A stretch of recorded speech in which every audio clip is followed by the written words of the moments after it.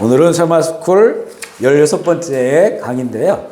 거듭남에 대하여 이 말씀을 좀 나누고자 합니다. 우리가 요즘 사도행전을 읽으면서 보면 거기에 참 그 사람이 변화되는 일들이 계속해서 일어나요. 어떤 때는 하루에 3,000명이 넘게 돌아오기도 하고 어떤 때 5,000명이 넘게 돌아오기도 됩니다. 이들을 우리가 회심했다라고 회심 마음을 바꾸는 거죠. 그동안 살았던 방향에서 이제 예수 그리스도를 통해서 하나님의 방향으로 마음을 바꾸는 거예요. 이걸 이제 성경의 다른 표현으로 하면, 예수님의 표현으로 하면 새로 태어난 것이다. 거듭난 것, 본 어게인한 것이다. 이렇게 말씀을 하고 계시고요. 거기 사도행전 3장 19절 말씀, 베드로가 성령 받고 전한 처음 메시지에 있는 내용인데 같이 한번 읽어볼게요. 시작. 그러므로 여러분은 회개하고 하나님께 돌아오십시오. 그러면 여러분의 죄가 씻음 받고 주님 앞에서 새로워지는 때가 올 것입니다. 아멘이시죠? 너무 좋은 말씀이죠? 현대어 성경으로 풀은 건데 여러분은 회개하고 하나님께 돌아오십시오. 이게 이제는 회심한 거예요. 그러면 여러분의 죄가 씻음 받고 죄가 사함 받고 죄인으로 인정되지 아니한다는 거죠. 이게 이제 거듭나는 거예요. 그래서 주님 앞에 새로워지는 때가 올 것이다. 새로운 사람이 된다. 새로운 피조물이 된다. 새롭게 창조되는 때가 올 것이다. 이렇게 메시지를 전하고 있는 거예요.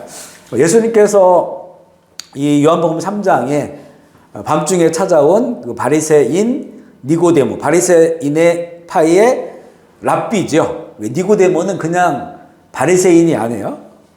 가르치는 사람, 바리새인들을 훈련시키고 가르치는 랍비입니다. 그것도 유명한 존경받는 그런 랍비예요.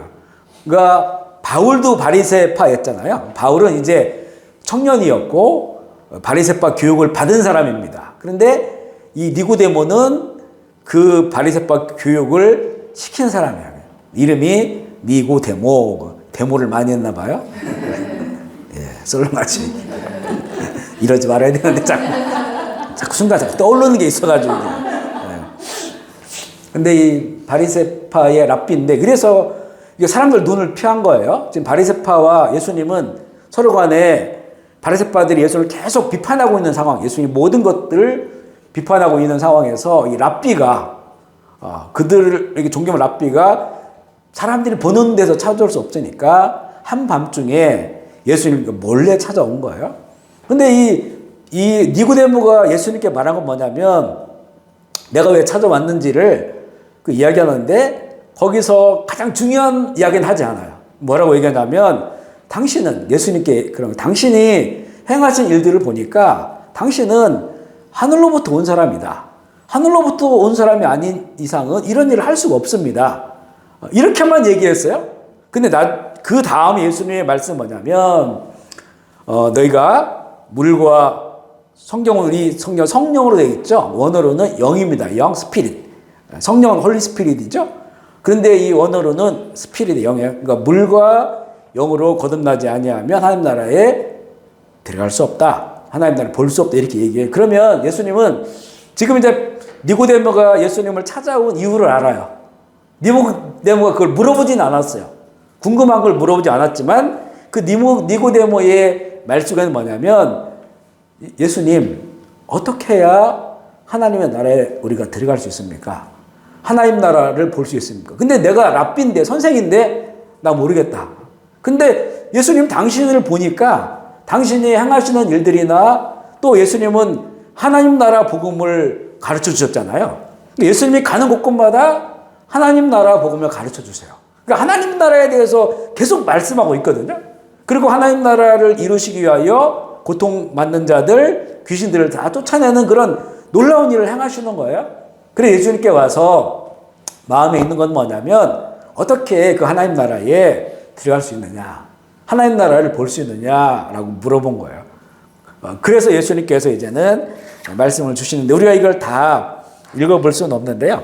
우리 3절 말씀 읽어볼게요. 3절 시작. 예수께서 대답하여 이르시되 진실로 진실로 내게 이르노니 사람이 거듭나지 아니하면 하나님 나라를 볼 수 없느니라. 이렇게 이야기를 해요. 그러면서 그때부터 예수님께서 이제는 이 거듭나는 게. 그러니까 이 니고데모가 거듭난다? 다시 태어난다? 이걸 도저히 이해가 안 되는 거예요. 어떻게 다시 태어납니까? 우리가 어머니 배에서 나왔는데 다시 뱃속에 들어갑니까? 그러니까 어찌 보면 참 순수한 질문이, 어린아이 같은 그런 질문이죠. 예수님께서 야, 너는 이 유대인의 선생이면서 이걸 모르느냐 이렇게 물어본 거예요. 그러니까 선생이지만 진리를 모르는 거죠. 하나님께서 어떻게 이 사람들을 하나님 나라를 볼 수 있게 하고 하나님 나라를 들어가게 하는지 그것을 모르는 거예요. 근데 예수님께 물어보러 온 거죠. 그러면서 예수님께서 이제는 이 영으로 다시 태어나야 되는 것, 물로 다시 태어나야 되는 것이 무엇인지를 쭉 말씀해 주는 그런 말씀이 3장 뒷구절까지 쭉 이어지게 되는 거예요. 이 예수님이 해주신 말씀을 잘 읽어보면 거듭나는 것이 무엇이고 또 거듭난 자의 삶이 무엇인가를 알 수 있어요. 우리가 이걸 중요하게 봐야 되는 건 뭐냐면요. 그러니까 우리가 구원받았다, 거듭났다, 이거는 단지 이 신앙의 가장 중요한 주제들이 한순간적인 일이 아니에요. 그러니까 예를 들어서 내가 중학교 때 인격적으로 주님을 받아들여서 내가 구원받았습니다, 거듭났습니다, 이렇게 뭔가 한순간의 일이 아니고, 이거는 뭘 말하냐면 구원은 구원받은 인생을 말하는 거예요. 거듭난 건 거듭난 인생을 말하는 거예요. 그러니까 내 인생 전체를 말하는 거지 어떤 한순간의 사건을 말하는 게 아니에요. 물론 출발은 있어요. 출발은 있지만 이 거듭남이 한순간에 이루어지고 끝나는 게 아니라는 거예요. 신앙의 주제가 다 그렇습니다. 그 신앙의 주제는 그 주님을 믿고 주님을 바라보고 예배하는 그 전체적인 삶에 관한 이야기예요. 그게 삶에 관한. 거듭남도 마찬가지예요. 거듭남도 어떤 한순간이 아니고 이 거듭남은 거듭난 자의 인생을 말하는 거예요. 거듭난 자의 삶을 말하는 거예요. 구원도 마찬가지예요. 구원도 한순간에 이루어진 사건으로 끝난 것이 아니고 구원받은 자의 삶, 이걸 성화라고 얘기하죠. 그리고 그 모든 구원이 이루어지는 과정, 그 인생, 그것을 말하는 거예요. 그러니까 우리가 내가 구원받은 자다라고 하면 어떤 한순간 어떤 때에 내가 구원받은 자로서의 정체성보다는 그 구원받은 삶을 살아가고 있는 자의 정체성이에요. 아멘이십니까? 예, 그렇게 신앙의 가치는 그렇게 봐야 돼요. 믿음. 너 믿느냐? 라고 했을 때 믿음도 마찬가지. 그게 내 인생이에요. 인생. 내 전인적인 삶이 믿음의 삶이 되어야 되는 것이고, 사랑도 마찬가지고 한순간의 것으로 끝나버리는 그게 아니라는 거예요. 이 거듭남도 마찬가지다. 예수님께서 그런 이야기를 해주시는데, 우리 자료를 보시면 니고데모는 영생에 대하여 갈망하는 바리새인이에요. 영생, 하나님 나라, 이거는 이제 그가 염두에 둔 것은, 바리새인들은 부활을 믿고 있었다겠죠. 부활. 그러니까 부활은 부활했다 다시 죽는 게 아니고 영원히 사는 그 나라가 있다라고 하는 걸 믿는 거예요. 그러니까 그걸 지금 질문하러 온 거예요. 하나님 나라가 바로 그 개념이죠. 영원한 하나님의 나라를 말하는 거예요. 예수님께서는 이 표현을 뭐냐면, 처음에는 하나님 나라를 볼 수 있다라고 말하고, 그 다음에는 하나님 나라에 들어갈 수 있다라고 말합니다. 그러니까 이게 보는 것, 들어가는 것. 그러니까 하나님 나라를 우리가 이 땅 가운데 살면서도 볼 수 있다는 거예요. 그리고 그 영원한 하나님 나라에 들어갈 수 있다는 거예요. 그것이 바로 그렇게 되기 위해서는 물과 스피릿, 영으로 다시 태어나야 된다 말씀을 합니다. 니고데모는 그 영원한 하나님의 나라에 사는 것에 대한 그런 그 소망을 가지고 있었던 구도자입니다. 그가 찾아온 것이고요. 거듭나지 아니하면 하나님 내에 들어갈 수 없다. 3절에 나와 있고, 5절에 보면, 5절 한번 읽어볼까요? 너무 작게 되어 있죠. 5절 시작. 예수께서 대답하시되 진실로 진실로 내게 이르노니 사람이 물과 성령으로 나지 아니하면 하나님 나라에 들어갈 수 없느니라 되어 있죠. 3절에는 볼 수 없다라고 말하고, 두 번째는 들어갈 수 없느니라. 하나님 나라는 볼 수 있는 거구나, 그리고 들어갈 수 있는 거구나, 이렇게 말씀해요. 그런데 누가 보면 17장에 보면 그때 바리새인들이 또 거기도 등장을 해요. 예수님이 하나님 나라에 대해 자꾸 말하니까 하나님 나라가 언제 오냐라고 물어본 거예요. 이거는 그건 뭐냐면 이 사람들의 개념 속에는 하나님의 나라라고 하니까 로마와 같은 뭔가 눈에 보이는 정치적인 그런 나라를 그들이 생각하고 있었던 것으로 그 질문한 거죠. 그때 예수님께서는 하나님 나라 여기 있다 저기 있다는 게 아니다. 그러니까 바리새인들이 질문한 거는 하나님 나라가 언제 임합니까? 때를 물어봤지만 그들의 마인드는 뭐냐면 언제 안에서 눈에 보이는 하나님 나라를 그들이 추구했다는 거예요. 그런데 예수님께서는 그런 방식으로는 안 보이는 거야. 그렇게 눈에 보이는 로마의 황제가 다스리는 이런 나라와 같은 이런 나라가 아닌 거야. 그러면서 여기 있다 저기 있다 할 수 없지만 하나님 나라가 너희 안에 있다라고 말씀하잖아요. 그러면서 그 처음에 뭡니까? 보라라고 시작을 해요. 하나님 나라가 여기 있다 저기 있다 할 수 있는 게 아니고 하나님 나라 너희 안에 이미 임했다. 이렇게 주님이 말씀하시는 거예요. 그래 여기서 또 보라고 했잖아요. 보라. 너희들의 눈으로는 그런 눈으로는 볼 수 없지만 하나님의 나라는 너희들이 이제 영의 눈으로 마음의 눈으로 볼 수 있는 거야. 그런 의미에서 하나님 나라를 볼 수 있고 또 결국에는 그 영원한 나라를 들어갈 수 있다라고 예수님 표현을 하시는 거고요. 물과 성령으로 다시 태어나야 된다. 참 아리송한 그런 말이죠. 야, 다시 태어나는 건데 엄마 뱃속에 태어나는 건 아니고 그건 한 번 태어나면 끝나는 거예요.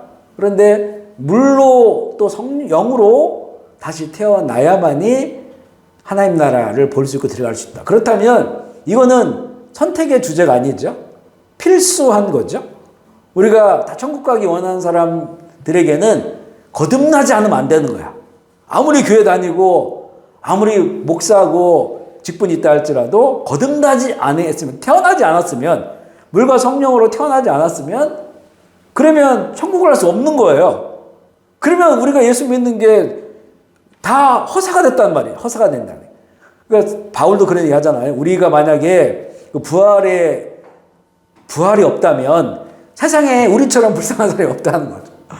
예수님 말씀 따라 사느라고 양보하고 손해보고 또 소리 한번 제대로 지르지 못하고 사랑해야 되고 용서해야 되고 참아야 되고 이게 한두 번이 아니라 평생 그렇게 살아야 되고 또 그 사람들이 욕하고 비난하고 때리고 해도 대항하지도 않고 거기 끝까지 예수님을 나의 그리스도로 전하는 사람들이니까 세상에서 그러고 죽었는데 아무것도 없어. 하나님 나라가 없어. 정말 바보같이 산 사람들이죠. 제일 불쌍한 사람들이에요. 그냥 여기서 잘 먹고 잘 살지. 누가 뭐라고 하면 같이 소리 짓고 싸우고 자존심 내세우고 이렇게 살면 되지. 그 얘기를 하는 거예요. 그런데 부활이 있죠. 바울은 또 그 부활 회장을 가봤어요. 그렇기 때문에 우리는 가장 불쌍한 사람들이 아니고 가장 지혜로운 사람들이다. 가장 현명한 사람들이다. 후회함 없는 삶을 사는 사람들이다. 이렇게 얘기를 하는 건데, 그런데 교회를 다녔는데 결국 그 부활의 영원한 하나님의 나라에 들어가지 못한다? 그 사람은 정말 불쌍한 사람들이죠. 그런 사람들은 태어나지 않은 사람들이에요. 새로 태어나지 않은 사람들. 뭔가 다른 목적으로 교회 생활하고 예수님을 다른 목적으로 믿었던 거예요. 그러니까 예수님께서 말씀하시니까 주여 주여 하는 자마다 다 천국에 들어갈 것이 아니고 아버지 뜻대로 사는 사람이야. 근데 그 주여 주여 하는 사람이 누구예요? 선지자 노릇한 사람들이에요. 선지자처럼 병도 고치고 귀신 쫓아내고 이런 일 했으니까 다 보면 저 사람 당연히 천국 갈 거야 라고 했는데 근데 가봤더니 없어 그 사람들이요. 모르는 거예요. 그러니까 이 사람들은 뭔가 예수님의 이름을 사용은 했어요. 사용은 했는데 이게 영적으로 태어나지 않은 거예요. 그리고 이 거듭남의 그 인생이 없었던 거예요. 그렇게 결론이 저지는 사람들이 있다는 거죠. 그러니까 거듭남, 물과 영으로 새롭게 태어난다는 건 이거는 반드시 그래야 된다. 교회 다니는 우리들, 또 예수님을 우리가 믿고 있는 우리들은 반드시 거듭나야 된다. 그 말씀을 예수님께서 해주시는 건데요. 그러면 여기 보면 이제 거듭나는 게 영으로 나는 거다, 하늘의 일이다, 위로부터 나는 거다 이런 표현을 예수님이 하셔요. 그러니까 이게 눈으로 보여지는 이런 건 아니라는 거죠. 영으로 나눈 거라는 게 그러면 영이 뭐냐? 영이. 이걸 이제 우리나라 성경은 성령이라고 우리 표현해. 성령. 원어로는 영입니다. 영. 근데 그러면 영이 뭐냐라고 하는 것을 알아야 되는데 영은 하나님에게만 있는 거예요. 하나님의 영, 하나님의 영. 거룩한 영. 그래 홀리스피릿 성령이라고 하죠. 그 영은 하나님으로부터만 오는 거예요. 하나님으로부터만. 그리고 그 하나님만이 주실 수 있는 거예요. 하나님의 영을. 전도서 12장 7절 읽어볼게요. 시작. 흙은 여전히 땅으로 돌아가고 영은 그것을 주신 하나님께 돌아가기 전에 기억하라. 이 말씀은 뭐냐면 이거 청년들한테 하는 얘기죠. 그래서 흙은 이건 죽은 상태를 말해요. 우리가 죽으면 얘는 이 바디 이거는 흙이야. 그리고 흙 속에 묻혀요. 결국은 다 한 줌의 죄로 사라져 버리는 거예요. 땅으로 다시 돌아가는 거예요. 근데 영은 그것을 주신 하나님께로 돌아간다는 거예요. 그런 날이 오기 전에 하나님을 기억하라는 말이에요, 이거는. 하나님을 경외하라는 거죠. 영은 하나님께서 주신 거구나. 영은 하나님이 주시는 거예요. 아멘이시죠? 그런데 우리가 그래서 다른 영을 받으면 안 돼요. 지금은 보면 이 영적 전쟁의 시대라고 하잖아요. 마지막에 더욱더 치열하다고 하죠. 다른 영들이 시험하고 미혹하고 또 사람을 악함 속에 빠뜨려버려요. 다른 영들. 그게 지금 온 세상에 벌어지고 있는 그런 일들이 중독 다 영적인 일입니다. 그죠? 중독. 그러니까 내가 이걸 관리할 수 있다? 그런 걸 중독으로 말하지 않죠. 관리할 수 없는 범위를 벗어나 버려요. 영적인 거예요. 교회를 다니면서도 어떤 것에 중독돼 있잖아요. 중독. 중독이라고 하는 거 그것 때문에 내가 해야 될 일을 못하고 또 하나님을 바로 섬기지 못하고 그게 더 나에게도 매어져 있는 이런 걸 우리가 중독을 하잖아요. 그러니까 이 중독과 아이들도 마찬가지. 아이들도 게임하고 인터넷 이런 거 요즘 보니까 뭐 이런 숏 영상들이 많잖아요. 그런 건 너무 재밌으니까 뭐 몇 시간씩 그걸 봐요. 뭐 성경은 하루에도 뭐 10분도 못 읽어. 기도는 10분도 못 해. 근데 그 몇 시간을 그걸 보는 거예요. 그러니까 이런 것들이 다 영적인 현상들이에요. 영적인 현상들. 그리고 뭐 이제 정말 세상에 더욱더 이렇게 말은 그렇게 안 하지만 그 사단주의. 그러니까 사단이 좋아하는 것. 사탄이 좋아하는 그런 문화, 그런 노래, 이런 그 미디어, 여러 가지 방식의 미디어, 그리고 문학, 이런 것들이 지금 세상을 지배하고 있단 말이에요. 그런데 그걸 통해서 영화를 누린 사람도 있어요. 노래를 하나 만들었는데 엄청나게 막 그게 세계적으로 히트를 하고 요즘 우리 케이팝 이런 것들 그렇잖아요. 그런 사람들 얘기 들어보면 다 실력은 있죠. 실력은 있어요. 이 음악에 대한 다 스킬이 있고 다 좋은 뮤지션들이에요. 그런데 그렇게 막 세계적으로 뛰어난 노래를 만드는 거는 보인들 900에 보면 이게 어느 순간 이게 딱 들어온 거예요. 그래 이걸 영감을 받았다고 그래요. 영감을 받았다고 그러죠. 영감을 받았다. 그러면서 어떤 때는 얘기 들어보면 뭐 술 마시다가 5분 만에 노래를 만들었다. 가사를 쓰고 곡을 붙이고. 그러니까 그런 그 사람들이 본인들이 표현하는 것도 그래 영감이야. 스킬은 있지만 그렇다고 이 자기가 만든 게 그리고 어마어마하게 뛰어난 게 되지가 않는데 갑자기 뭐 확 돌아가지고 그 것들을 만들었는데 그게 전 세계에 히트를 치게 되고 근데 그 내용들을 자세히 들여다보면요. 문화 사역하시는 선교사님들이 있어요. 잘 들여보면 다 보면 막 어떤 음란한 그런 코드들이 그 안에 있고 동성애 코드도 마찬가지고 아니면 되게 폭력적이고 이런 것들 그리고 세상을 저주하고 이런 것들이 다 그 안에 들어가 있어요. 요즘 뭐 미국의 팝 이런 노래들은 거의 그 안에 아예 그냥 예수님 하나님 창조 예수님의 이런 것들에 대해서 질서를 완전히 욕하고 막 이런 것들이 다 거기 들어가 있기 때문에 말할 수도 없고요. 그리고 다 이게 영적인 일이라는 거죠. 영적인 일. 그런데 우리가 지금 말하는 우리를 거듭나게 하는 영은 하나님으로부터 임하는 영이에요. 하나님부터 임하는 영. 하나님이 그걸 주신다. 혼은 우리가 이제 보통 영혼 몸을 가진 사람이라고 말하는 성경은 영혼 몸. 이걸 이제 한 인간을 그렇게 말하고 있어요. 우리 이제 성도를 말하는 거죠. 그리스도 영, 혼, 몸. 근데 안 믿는 사람들에게는 혼하고 몸이 있는 거죠. 혼하고 몸. 근데 이 혼은 나눠줄 수가 없어요. 하나님께서 사람을 창조하실 때 각자의 그 독특한 혼을 가지고 있는 거예요. 이거는 나의 모든 것이야. 그죠? 내 생각, 내 정신, 가치, 내 마인드, 이런 모든 것들이 내 삶의 어떤 배경과 환경과 학습한 거나 이런 것들을 통해서 영향을 받아가지고 나라고 하는 그 인간의 그 혼이 만들어져 있어요. 그게 형성돼. 근데 이거는 나눠줄 수가 없어요, 이거는. 쌍둥이라도 서로 달라요, 그죠? 혼이 다른 거예요. 혼이. 그리고 혼은 나눠줄 수 없어요. 이 혼이 하나님의 영이 있어서 영이 혼을 다스리고, 그리고 또 이 혼이 몸을 다스리고, 이게 이제 영적 인간이에요. 이런 사람이 하나님께서 주신 그 영을 따라서 천국 가는 거야. 몸은 놔두잖아요. 영은 천국 가는 거예요. 그런데 지옥 가는 사람은 영이 없어, 하나님의 영이. 혼이 지옥에 들어가는 거예요. 혼이 들어간다고 하는 거는 물론 모두가 다 부활해요, 심판 때. 그러니까 우리는 영원한 하나님 나라에 들어갈 그 거룩한 영으로 부활하고, 그리고 지옥 갈 사람들은 그 혼이 지옥 갈 그 육신으로 부활을 하는 거예요. 지옥에 떨어지니까. 그러니까 오히려 지금 몸을 갖고 있는 이때보다 그 혼이 더 고통스러워요, 지옥에 가면. 왜냐하면 너무 생생해. 우리 지금 껍데기가 있으니까 충격을 완화할 수 있는데, 이게 그냥 그 혼이 지옥에 떨어지면 그 모든 고통이 너무 생생한 고통이 된다는 거죠. 그걸 영원토록 한다는 거니까. 혼이 지옥에 가는 거다. 그래서 이 민수기 11장 17절 읽어볼게요. 시작.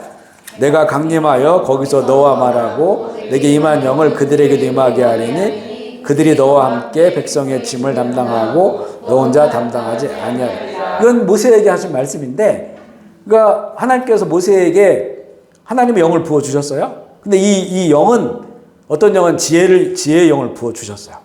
그러니까 모세가 그 수많은 백성들을 다 재판해. 그래서 너무 버겁잖아요. 그러니까 이제는 그 지도자들, 뽑아온 지도자들에게도 내가 너에게 부어준 그 영을 그 다른 사람들에게도 부어줄게. 그래서 그들이 너와 같은 일을 할 수 있도록 할게. 이렇게 말씀합니다. 그러니까 이게 하나님의 영을 나에게도 부어주시고 또 너에게도 부어주시고 그리고 다른 사람들에게 부어주시는 거예요. 이게 하나님의 영이에요. 그러니까 하나님의 것을 하나님의 어떤 뜻에 따라서 그것을 부어주세요. 그게 우리 가운데 임했을 때 우리는 영으로 거듭났다, 이렇게 말하는 거예요. 보면 이제는 그 밑에 보면 영을 주시는 것은 그 영이 사람 안에 들어오면 가장 중요한 역할을 하게 돼. 그게 뭐냐면 그 속에 하나님의 법, 하나님의 말씀이 그 삶의 가장 중요한 것이 되게 해요. 하나님의 영이 들어오면 그걸 사모할 수밖에 없는 그런 상황이 돼요. 에스겔 36장 26절 27절 읽어볼게요. 시작. 또 새 영을 너희 속에 두고 새 마음을 너희에게 두되 너희 육신에서 굳은 마음을 제거하고 부드러운 마음을 줄 것이며 또 내 영을 너희 속에 두어 너희로 내 율례를 행하게 하리니 너희가 내 규례를 지켜 행할지라. 아멘이시죠. 여기 보면 하나님의 영이 들어오니까 어떻게 되냐면 새 마음이 생겨요. 새 마음. 그리고 너 육신에서 굳은 마음을 제거해. 그동안 살았던 내 마음을 제거하고 새 마음, 하나님을 사랑하고 또 이웃을 사랑하는 이 새 마음을 주시는데, 그리고 그 영이 들어오게 되면 내 율례를 행하게 하고 내 규례를 지켜 행하게 된다는 거죠. 하나님의 율례, 규례, 이걸 하나님의 말씀이라고. 하나님의 말씀. 하나님의 말씀이 내 안에 들어와서 이걸 지켜 행한다고 하죠. 지켜 행하게 한다고 하죠. 지켜 행한다는 거는 그냥 말씀을 아는 것만이 아니고 이 말씀이 가장 내 인생에 중요한 것이 되니까 그 말씀대로 산다는 거예요. 바로 하나님의 영이 들어왔을 때 새 마음을 부어주고 그 새 마음 안에는 하나님의 말씀이 확 들어와서 그 말씀을 인생의 가장 중요한 가치로 여기고 그 말씀을 따라 살아가게 한다는 거죠. 이게 바로 거듭남을 보여주고 있는 거거든요. 그래서 앞서 얘기한 그 말씀 있죠? 주여 주여 하는 자마다 다 천국에 들어가는 것이 아니고 아버지 뜻대로 살아가는 자. 맞죠? 하나님의 말씀이 내 안에 들어오니까 그 말씀이 내 안에 제일 중요한 가치가 되어버렸으니까 그 뜻대로 살아가는 거예요. 말씀대로. 그러면 그게 말씀에 하나님의 뜻이 담겨져 있으니까 하나님의 뜻대로 살아가는 자가 천국에 들어가는 거잖아요. 이게 바로 거듭난 자의 삶입니다. 그런데 교회 다니는데 하나님의 말씀이 알긴 알아. 근데 이거를 내 인생의 한쪽 구석에 치워놔버렸어요. 그리고 내가 살아가는 삶의 제일 중요한 거는 다른 거예요. 다른 거. 다른 가치로 살아가. 그러면 이게 태어난 거듭난 사람인지 하나님의 영이 그 안에 있어서 그 말씀이 가장 중요한 가치가 된 사람인지를 알 수가 없어요. 근데 본인은 구원받는 줄 알고 있는 거야. 근데 예수님께서 나는 너를 몰라 그래. 그럼 뭐라고 말하면 불법을 행하는 자야. 그러니까 하나님의 말씀을 따라 살아가는 게 합법이에요. 하나님 나라를 살아가는 거예요. 그게 합법적인 삶이에요. 근데 하나님 교회를 다니면서 하나님을 안다고 하면서 그 말씀대로 안 살면 불법이야. 불법은 심판받는 거예요. 심판만. 그러니까 나는 너를 모르는 사람이 되어버리는 거예요. 예수님을 안다고 하면서 교회 다니면서 근데 나만 아는 거지 예수님은 너를 모른다 이렇게 말씀하시는 거예요. 결국은 태어나지 않았다는 거예요. 뭔가 그 삶에 다른 목적과 다른 것들이 중심이 되어 있었다는 거죠. 다른 영. 종교의 영. 바리새파, 사두개파, 당시의 제사장 그룹들, 지금 말하면 목사들이죠. 다른 종교의 영, 유대교 종교의 영에 파묻혀가지고 하나님의 살아계신 뜻을 못 보는 거예요. 예수님을 못 보는 거예요. 그리스도를 못 보는 거죠. 종교의 영에 빠져 있던 거예요. 우리가 지금 이 종교의 영에 빠져 있는 경우가 많습니다. 이단의 영은 무섭죠. 이단의 영. 완전히 그거는 정말 힘들어요. 근데 종교의 영도 무서워요. 여기서 회심하지 않으면. 제가 정말 과거에 보면 종교의 영에 빠져 있었던 그런 사람입니다. 종교의 영, 어떤 사상의 영. 그러니까 결국 그 시대 때 방황했던 시간들이 있었잖아요. 그때는 근데 그게 옳은 줄 알았단 말이에요. 종교의 영이 무서운 게 뭐냐면 옳은 줄 알아요. 이게 의롭다고 생각해 스스로가. 그러니까 이게 엄청난 교만해요. 교만하니까 이 하나님의 살아있는 생생한 뜻을 발견하지 못하는 거예요. 그런 부분들로 우리가 볼 수가 있고요. 그래서 보면 하나님께서 사람에게 하나님의 법 말씀을 주셨는데 그 법을 떠나면 그 말씀을 가장 중요하게 여기지 않으면 여기는 영이 떠나간다라고 하는 건 이제는 태초에 에덴 동산의 사람을 말하는 것이고 만약 우리가 지금 하나님의 영을 받았는데 그런데 그 말씀 중심에 살지 못하면 하나님의 영이 우리 안에서 뭐라고 해야 되나 이거를? 침묵한다고 해야 되나요? 일하지 못한다고 해야 되나? 근데 이 상황이 만약에 끝까지 계속된다라고 하면 그거는 두려운 일이 벌어지는 거예요. 그죠? 끝까지 돼버려요. 그러니까 이 창세기 2장에 보면 이거 우리가 읽지 않겠지만요. 하나님께서 첫사람을 만드시고 하나님 형상을 만드셨다겠죠? 그 코에 바람을 넣으셨어요. 하나님 호흡, 루아를 넣어가지고 사람이 그러니까 생명, 살아있는 영. 그러니까 몸은 있어요. 몸은 모든 짐승들도 다 육체가 있잖아요. 근데 그 짐승들이 있는데 짐승들에게는 안 준 게 있어. 짐승들에게는 혼이 있어, 혼이. 본능이죠, 본능. 그런데 사람에게는 그 혼도 있고 거기다가 하나님의 영을 부으셔서 그 살아있는, 몸으로 살아있는 영체가 됐어요. 생명이 된 거죠. 하나님은 아니지만 하나님 같은 그런 존재로 하나님께서 만드는 거죠. 그런데 이들이 하나님의 말씀을 거역했어요. 에덴 중앙에 있는 선과 알을 알게 하는 그 지식의 나무, 지혜의 나무를 그 열매를 먹지 말라겠는데 그들이 그 뱀의 이야기를 듣고 미혹에 빠져서 그걸 먹었다는 거예요. 먹었다는 거는 결국 하나님의 말씀을 떠난 것이었어요. 떠난 상태. 그러니까 결국 이들 보고 이제는 자기들의 부끄러움이 드러나니까 이거 부끄러움이 뭐냐면 이제 죄의식이에요. 죄의식. 내가 죄인이라고 하는 의식이 생겼어요. 하나님의 영이 있으면 그런 의식이 없어요. 하나님은 동산에 거니시고 그 태초에 만든 사람은 얼마든지 하나님을 보고 하나님과 대화하고 사랑하는 관계였단 말이죠. 그런데 이제 하나님의 말씀을 떠나니까 죄의식이 생겼어요. 하나님 피했어요. 도망갔어요. 이 상태가 돼버린 거죠. 바로 그래서 우리가 영으로 거듭난다고 하는 것은 하나님의 말씀이 내 안에 들어오고 그 말씀이 믿어지는 거고 그 말씀이 내 인생 가장 중요한 가치가 돼 있는 그런 상태를 말하는데요. 거기 보면 영과 혼을 좀 우리가 볼 수 있는 게 나오는데 마태복음 10장 28절 읽어볼게요. 시작. 영혼은 능히 죽이지 못하는 자들을 두려워하지 말고 오직 몸과 영혼을 능히 지옥에 멸하실 수 있는 이를 두려워. 우리나라 말에는 혼 이렇게만 잘 안 써요. 그러니까 혼을 표현하는데 그냥 영혼이라는 표현을 써버리는 거예요. 근데 이거를 원래는 이 원어로 보면 분리시켜야 되거든요. 여기는 soul이에요, soul. 그러니까 몸은 죽여도 혼을 능히 죽이지 못하는 자들. 로마의 황제가 예수 믿는 사람들을 죽이지만 그 혼을 죽인 겁니까? 몸을 죽인 거지. 몸을 고통스럽게 하고 몸을 죽이는 거예요. 혼은 건들 수가 없어요. 그래서 그 사람들을 두려워하지 말고 오직 몸과 혼을 능히 지옥에 멸하실 수 있는 일을 두려워하라 하는 거예요. 여기서 있는 몸은 이제는 심판 받을 때 얻게 되는 그런 몸과 그리고 혼이 능히 지옥에 멸해. 그러니까 아까 말씀드린 것처럼 혼이 지옥에 들어가는 거예요. 영혼이 들어가는 게 아니라 영혼은 영이 있는 사람은 혼을 이끌고 천국으로 가는 거예요. 하나님의 영이 없기 때문에 지옥으로 그 혼이 떨어지는 거예요. 그렇게 우리가 이 말씀을 구분해서 볼 수가 있고요.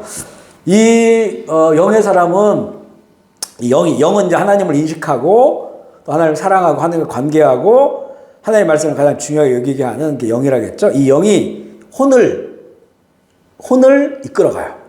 혼은 우리 생각, 마음, 또 우리의 어떤 그 이성과 지성과 감성 이런 모든 것들 지정의를 말하는 거예요. 이거 이끌어가니까 몸이 따라가는 거죠. 이게 이제 영적 사람이에요.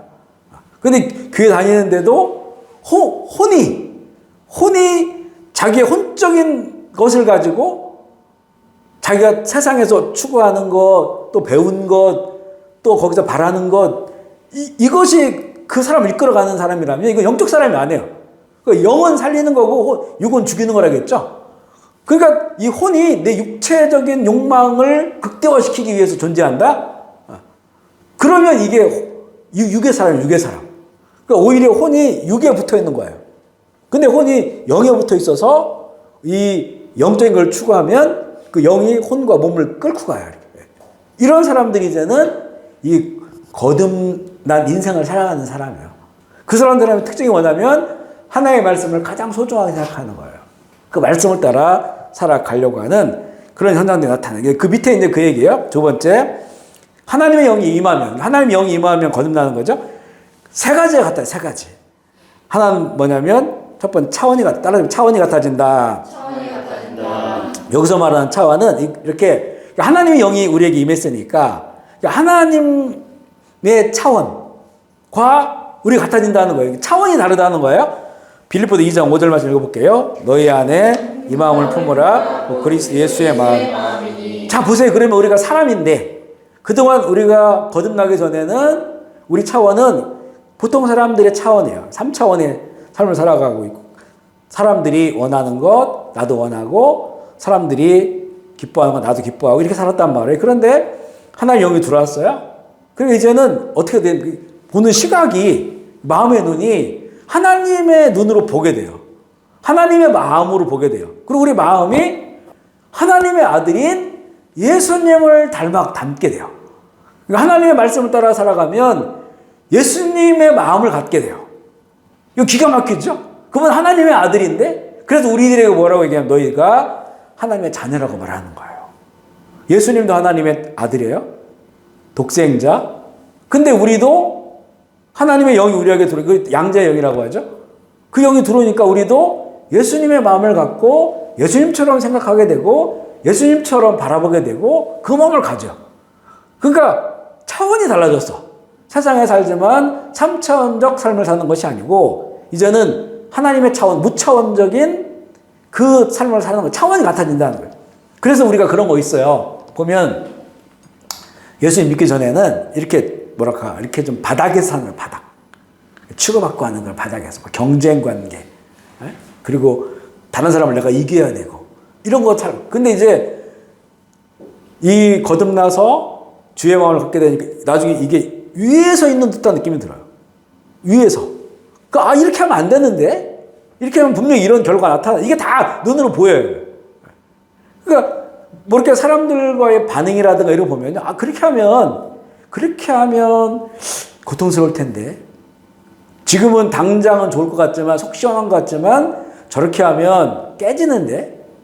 그리고 오히려 그 깨지면 자기한테 엄청난 피해가 가고 자기가 더 고통스러운 삶을 살아갈 텐데 이게 보이는데 그게 글로 가요. 막 알려주고 싶어. 또 알려줘도 귀에 안 들어와. 그러면 분명히 그 길로 가요. 그러면 그런 것들이 반복되면서 어떤 느낌이 드냐면 조금 뭔가 좀 위에서 내가 보고 있는 거구나. 차원이 좀 달라진 거예요. 이게 우리는 3차원이라고 하는 거는 1차원은 앞으로만 가잖아요. 2차원은 뒤로만 가요. 그래서 사람이 나타나면 사람은 지그재그도 가잖아요. 사람이 나타나면 기적이 일어난 거야. 앞으로만 가고 뒤로만 가는 사람들은 옆에서 뭐가 쏙 나타나니까 이게 나타나니까 기적이 일어난 거죠. 이 3차원에 뭐가 들어왔을 때. 근데 우리는 앞으로도 가고 좌우로도 가는데 위는 못 가요. 위는 우리는 못 가. 물리적으로는 비행기 타고 가지만 더 위 있잖아요. 그죠? 영적 차원이에요. 근데 하나님과 차원이 같아지면 위를 보게 되는 거예요. 위에서. 지금 세상은 공중권세 잡은 자의 세상이잖아요. 공중은 하나님과 우리 사이를 막고 있는 거예요. 하나님의 영적 세계를 이 지상의 세계를 살아가고 이걸 막혀 있어. 이걸 뚫고 나가지를 못해. 그냥 내 거기에서 치고받고 싸우는 거예요. 그런데 이게 하나님의 사람이 되니까 뚫고 올라갔어. 위에서 밑을 바라보는 거예요. 차원의 주인과 같아지니까. 그러니까 이런 게 보여. 이렇게 하면 이렇게 될 거다. 이렇게 될 거다. 보이는데 근데 그렇게 가 사람들은. 그러니까 이게 보면 저희가 말씀을 이제 가르쳐 전하는 사람들이잖아요. 그러니까 그런 마음이 좀 있어요. 마음에. 그렇다고 우리가 무슨 뭐 엄청 고개라 이런 건 아니지만 그 하나님의 그 말씀이 다 그 얘기를 담고 있단 말이에요. 그렇게 살려고 하니까 그게 보이는 거죠. 그런 삶이 이 과정이 보이고 결과가 보이는데 그런데 그렇게 가요.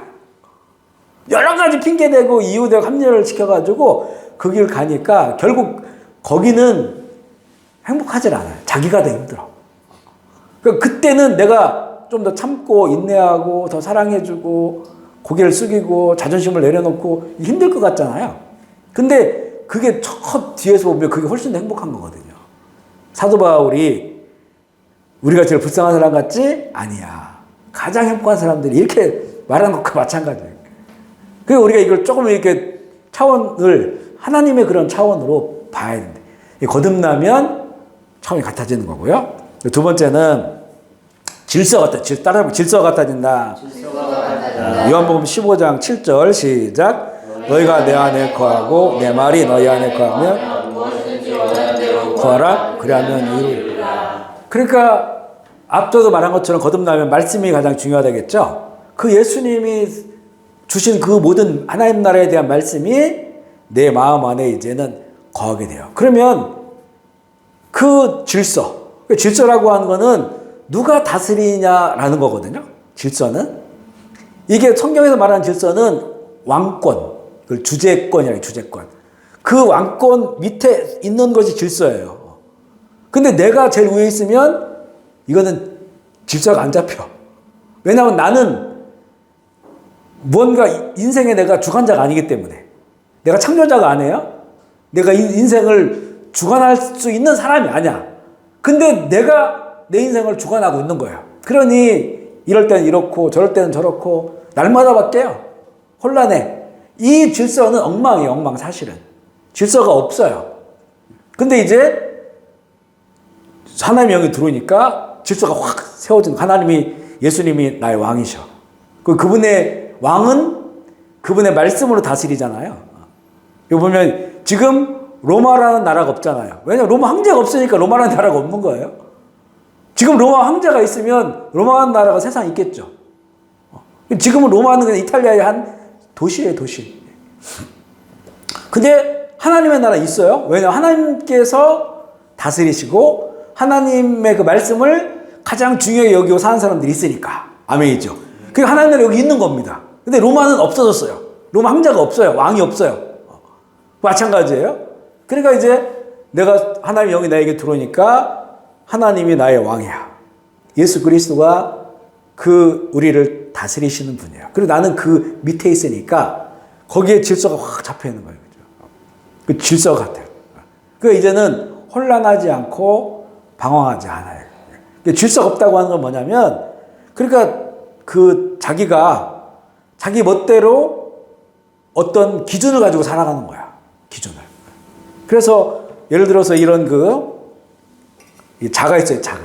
자가 있는데 내가 가진 자하고 집사님이 가진 자하고 자매님 가진 자하고 다 달라. 나는 1cm가 이만해. 그러니까 이거는 나한테 3cm야. 근데 집사님은 집사님에게 1cm가 여기서 여기까지 1cm야. 그리고 우리 자매님은 이게 10cm야. 1cm, 조그만 1cm를 가지고 있어요. 그러면 이제 제가 집사님 얼굴 딱 재. 그럼 저는 이제 집사님 얼굴 3cm야. 너무 좋아하시는 것 같아요. 집사님 자로 저를 재면 1cm야. 제 얼굴이. 근데 자매님이 재면 10cm야. 이게 다 다르잖아요. 그러니까 이게 질서가 없다는 거는 내 기준으로 사는 거예요. 그러니까 내가 기준을 잡아. 그래서 저 사람 별로 마음에 안 들어. 나쁜 사람, 안 좋은 사람. 저 사람 나 기분 나쁘게. 나 잘해준 사람이 있으면 저 사람 좋은 사람이야. 내 마음대로 그게 기준이 바로 그렇다는 거예요. 그러니까 이게 질서가 다른 거예요. 자기 질서대로 물론 그렇게 내 질서화 되기까지 여러 가지 삶의 이야기가 있겠죠. 삶의 이야기가 있어. 그거 가지고 내가 살아가는 거예요. 그러니 그 진리가 아니죠. 영원하지도 않죠. 왜냐하면 오늘은 이게 3cm인데 나에게 어떻게 해서 또 그 다음 보니까 이게 나한테 나중에 50cm가 되어버렸어. 여러 가지 상황에 따라 바뀌는 거예요. 똑같질 않아. 근데 하나님의 말씀은 영원하도다. 아멘이시죠. 이것을 말하면 세 번째 뭐냐면 이 사람들은 그 완전한 질서를 사모해요. 그 완전한 질서를 바라봐. 완전한 질서, 창조 질서라고 하죠. 그것이 중심에 있는 거예요. 그래서 시편 19편 7절 시작. 여호와의 율법은 완전하여 영혼을 소성시키시며 여호와의 증거는 확실하며 우둔한 자를 지혜로. 아멘이시죠. 여기도 보면 여호와의 율법, 여기 말씀은 완전하여 영혼이 아니죠. 혼. 그러니까 하나님의 영이 있는 사람들, 이런 사람들은 하나님의 그 질서를 가장 중요하게 여기거든요. 이게 완전한 질서야. 하나님의 말씀. 표준 질서라고 하고 창조의 질서예요. 그것을 가장 중요하게 생각하니까 이 영이 그동안 무질서한 내 혼을 소성시키는 거예요. 새롭게 하는 거야. 그래서 그 우둔한 자를 지혜롭게 하는 그런 증거가 나타나. 여호와의 증거가. 내가 그렇게 우둔했어요. 방황했어요. 혼란했어요. 혼돈됐어요. 그런데 하나님 영이 들어와서 거듭나니까 하나님의 말씀을 내가 사모하고 그 하나님의 말씀은 완전해. 완전한 질서, 표준 질서. 어디다 딱 적용해도 다 똑같아요.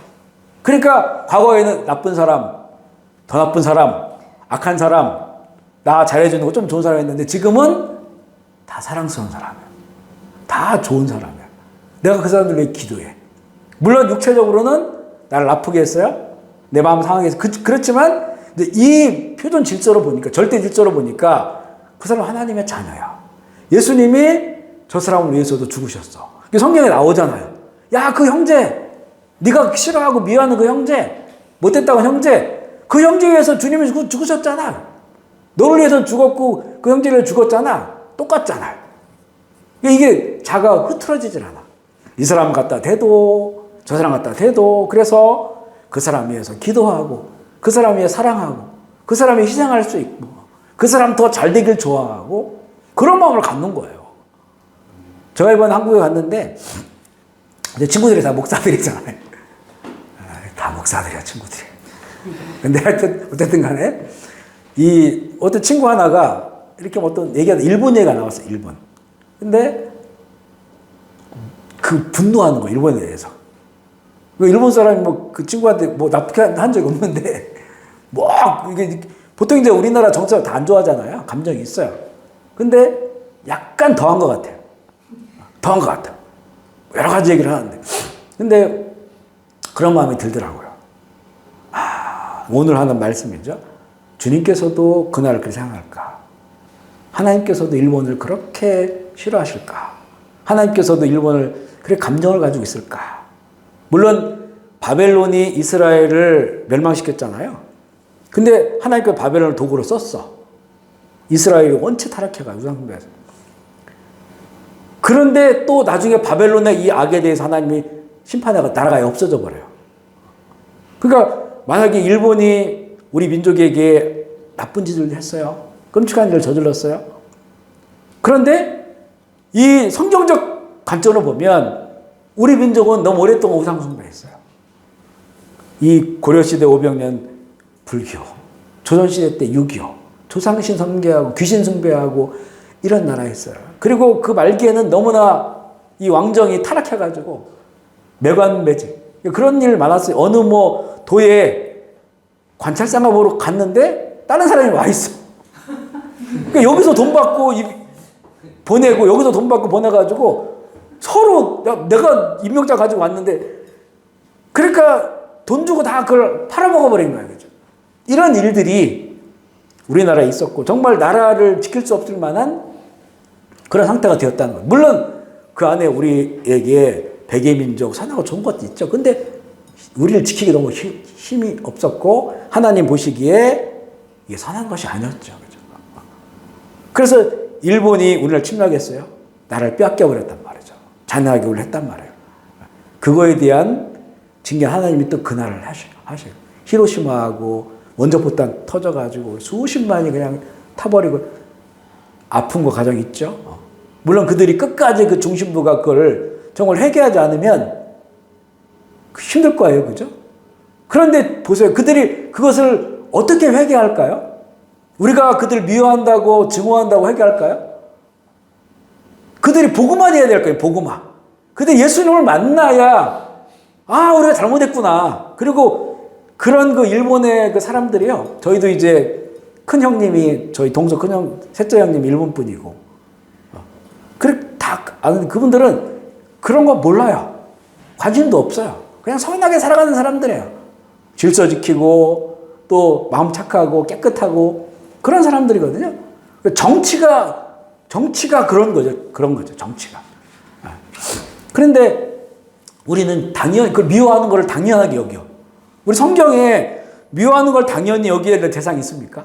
예수님 말씀 가운데 원수도 사랑하라고 하는데 우리랑 지금 다 세대가 바뀌었고 수십 년이 지나갔고 다 이렇게 됐는데 아직도 미워하는 거를 당연하게 여기고 있는 거예요.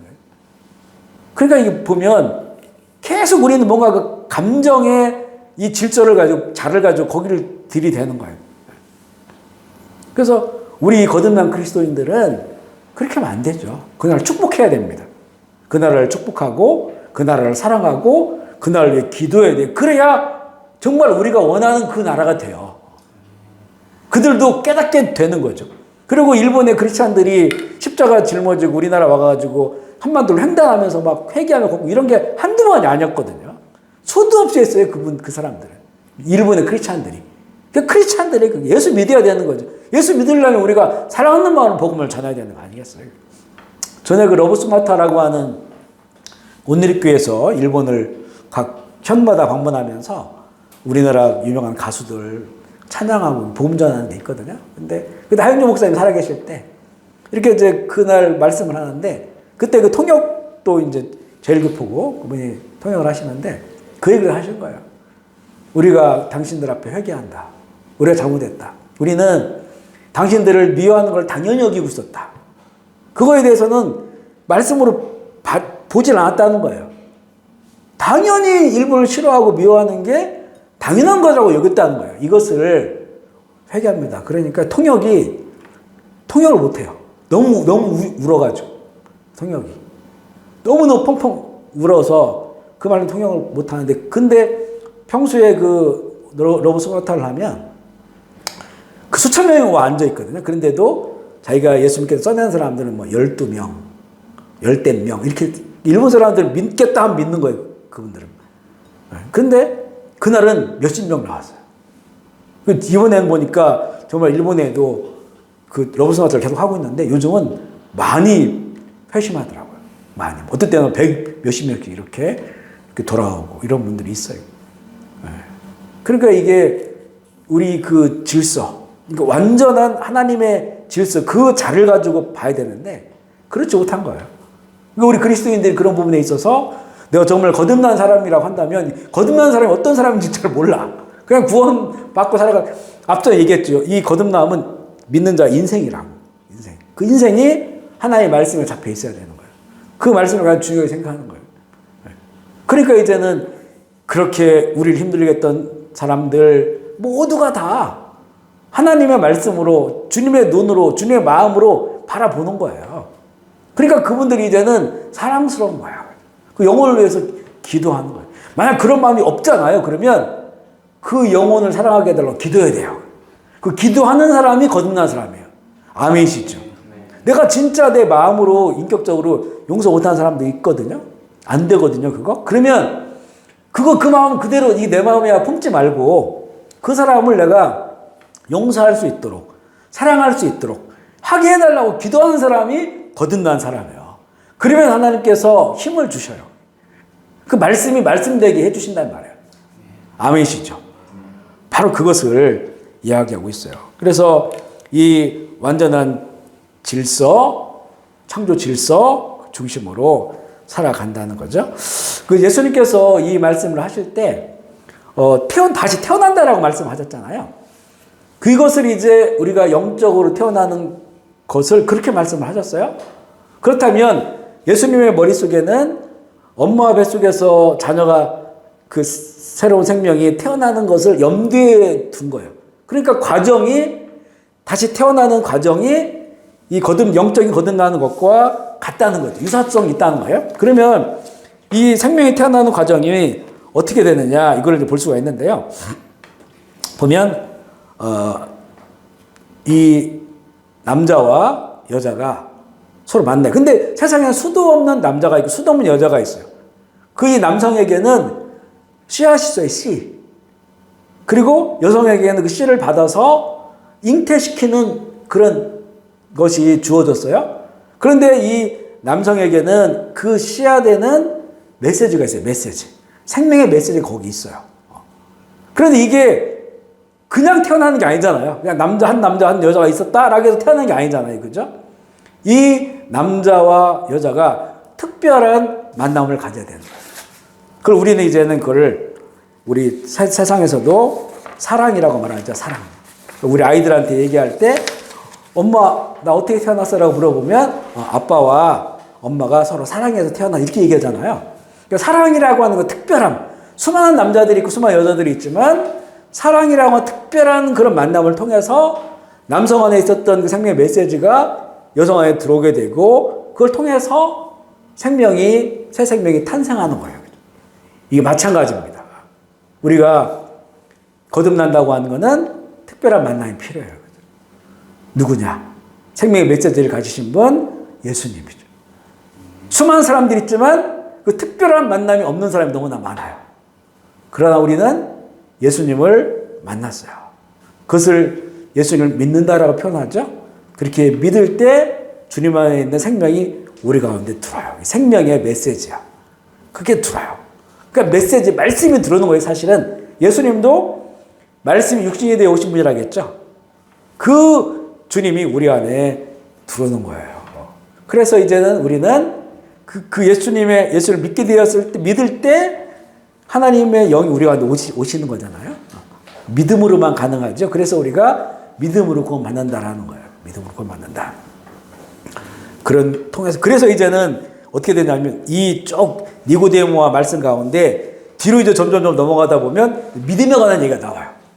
그럼 어떻게 하나님의 영이 사람에게 들어올까? 그것을 말씀하실 때는 믿음에 관한 내용이 들어오는데 우리 첫 장 다시 볼까요? 첫 장을 보면 이제 이 내용이 나와요. 13절부터 읽어볼게요. 13절 시작. 하늘에서 내려온 자 곧 인자 외에는 하늘에 올라간 자가 없느니라.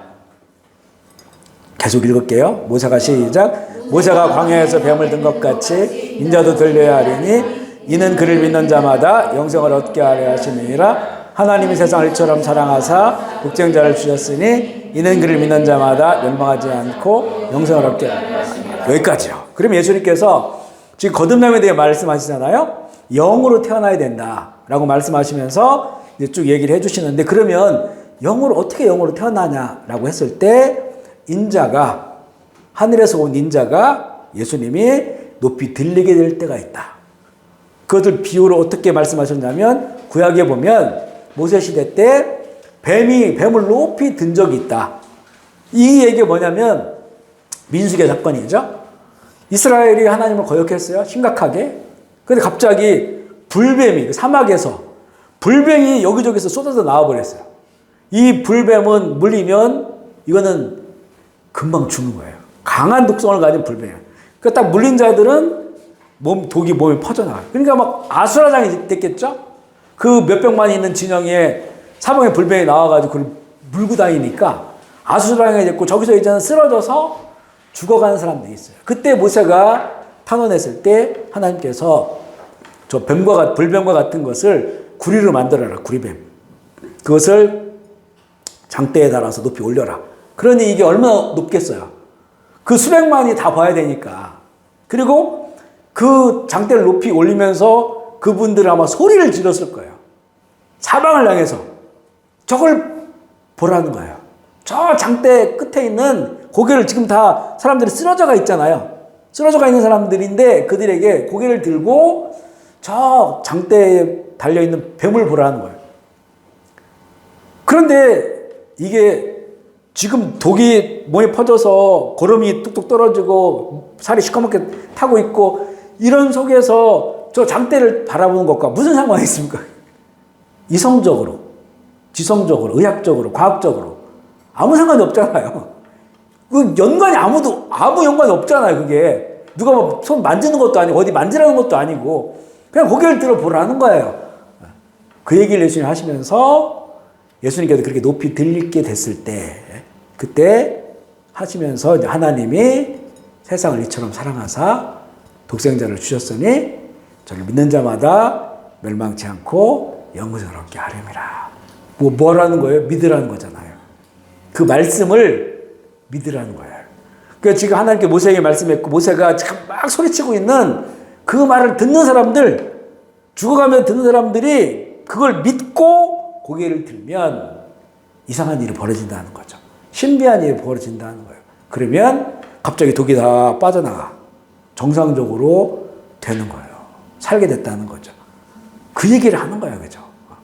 그래서 결국 이 믿음으로 예수 그리스도 이 땅에 오신 말씀, 이 땅에 오신 생명의 메시지, 예수님을 믿으면 하나님의 영이 우리 가운데 임하시고 그리고 우리가 이제는 거듭난 자의 삶을 살아가고 하나님의 말씀이 내 속에 가장 중심 가치가 되어서 그 말씀대로 살아가게 되는 삶을 주신다는 거죠.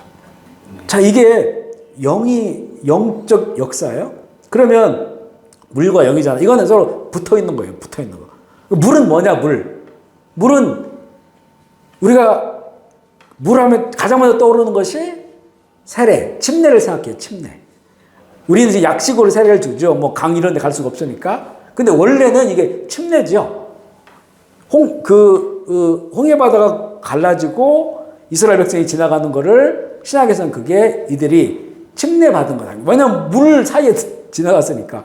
그 물 속에 들어가면 죽는데 그들이 물 속에 들어갔는데 살아있는 거야. 그죠? 마찬가지죠. 원래 침례를 할 때 되면 이 목회자가 머리를 딱 잡아요. 머리를 잡고 이것을 뒤로 넘깁니다. 사람을. 그러니까 뒤로 넘어가는 사람은 이거는 뭐랄까 두려움이 있을 수도 있어요. 왜냐하면 뒤에 물 풍덩 빠지는 거니까. 그리고 이 사람을 안 올려주면 죽는 거야. 3분도 못 버텨요. 죽는 거예요. 그런데 이 물 풍덩 들어갔는데 이 목회자가 세례 주는 사람이 다시 고개를 들어서 밖으로 나오게 해요. 숨을 쉬게 하는 거죠. 이게 바로 세례죠.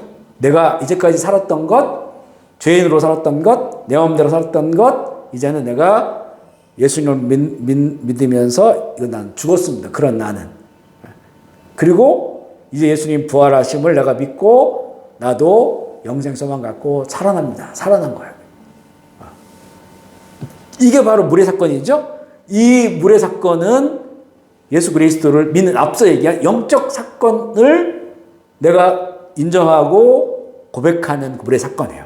그런데 이 물의 사건에서 또 하나의 액체가 있어요. 이거는 예수 그리스도의 보혈의 사건이지. 피.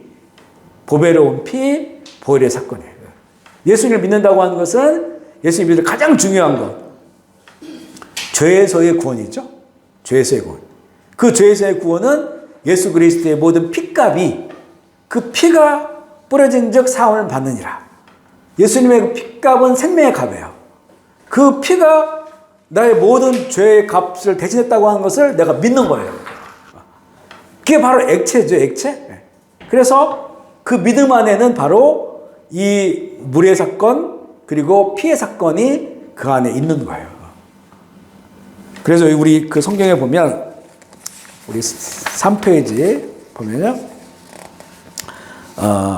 물에 대해서 3페이지에 보면 요한 1서가 있죠. 3페이지 5장 5절로 8절만 읽어볼게요. 시작. 예수께서 하나님의 아들이심을 믿는 자가 아니면 세상을 이기는 자가 누구냐? 곧 예수 그리스도시라. 물로만이 아니요 물과 피로 임하셨고 증언하니 이는 성령이시니 성령은 진리이니라. 증언한 이가 셋이니 성령 물과 피라. 또한 이 셋은 합하여 하나니라. 그러니까 물과 영이라고 하는 것은 이 안에는 성령, 영과 하나님의 영과 피 이게 하나라는 거예요. 그죠?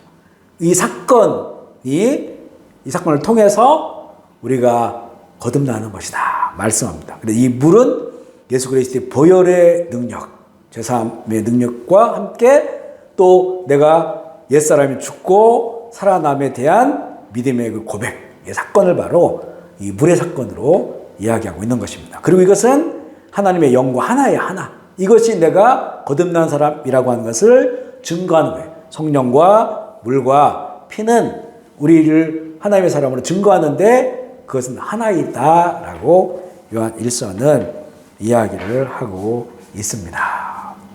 아멘이십니까? 네, 아멘이시죠? 오늘 여기까지 우리가 하도록 할게요.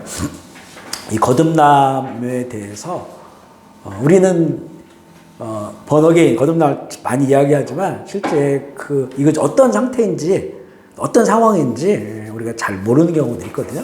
이렇게 한 번씩 나누는 것이 의미 있다라고 여겨집니다. 우리가 이런 거구나.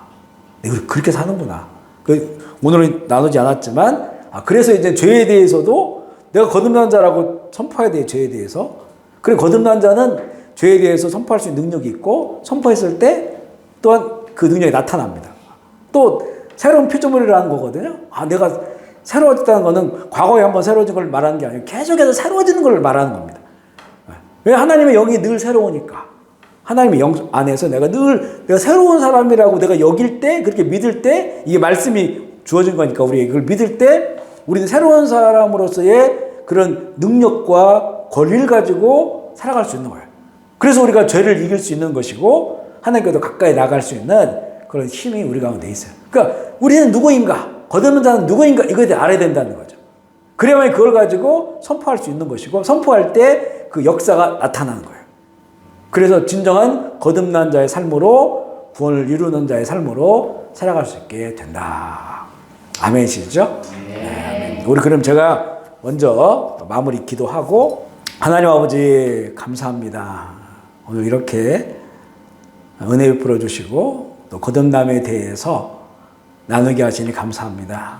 성령님, 우리 마음 가운데 말씀을 잘 받아들이고 또 이 말씀으로 그리스도인의 신분을 온전히 보게 하여 주시고 그로 말미암아서 거듭난 자로 예수 그리스도의 빛으로 살아갈 수 있도록 주님 도와주옵소서.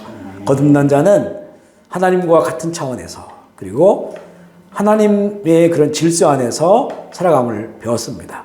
그 질서는 하나님의 말씀을 가장 귀하게 여기는 것임을 또한 배웠습니다. 그 말씀을 우리가 잘 공부하고 또 잘 알아가게 하시고 또 그 말씀을 잘 순종하며 이뤄갈 수 있도록 우리 성령님 도와주시옵소서. 오늘 곳에 함께한 주의 종들 기억하여 주시고 또 줌으로 유튜브로 함께할 모든 형제 자매들 주님께서 성령으로 말씀을 함께하여 주셔서 하나님의 사람들을 넉넉하게 승리하게 하여 주옵소서. 오늘 좋은 귀한 장소 허락하셔서 주님 감사합니다. 이웃 가운데도 하나님의 거듭난 사람들이 찬양하며 예배하며 또 이 사업장을 통하여 많은 영혼들을 주께 이끄는 일에 쓰임받는 복된 사업장 되게 하여 주시옵소서. 모든 시간 감사를 드리고 우리 구 예수 그리스도의 이름으로 기도합니다.